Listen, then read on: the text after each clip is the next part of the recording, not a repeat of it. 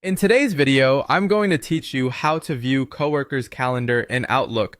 By the end, you'll know exactly where to go and what to click so you can see a colleague's availability right inside Outlook on the web.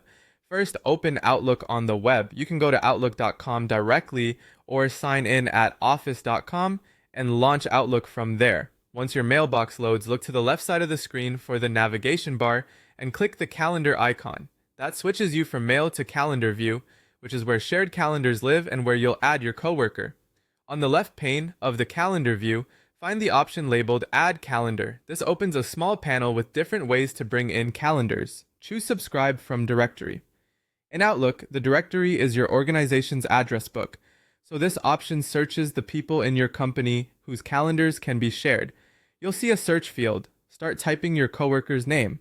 As you type, Outlook will suggest matches from your company directory. If more than one person shares a similar name, take a second to confirm you're picking the right person by checking details like department or location if they appear. When you found the right match, select their calendar in the results. After you select the person, click Add. Outlook will subscribe you to that calendar and place it in your calendar list on the left. In most cases, the calendar appears immediately, and Outlook will display it alongside your own schedule. You'll typically see at least free and busy times, and depending on your organization's sharing settings, you might also see subject lines or more details. The exact level of detail is controlled by your coworker or your organization's admin policies. If you don't currently have permission to view that calendar, Outlook will show an option to request shared calendar access. Click that to send a permission request.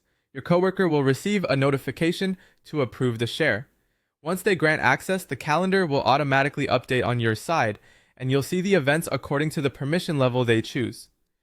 A couple of quick tips to keep things smooth. Make sure you're signed in with your work account that belongs to the same organization as your coworker, since external calendars generally won't appear in the directory.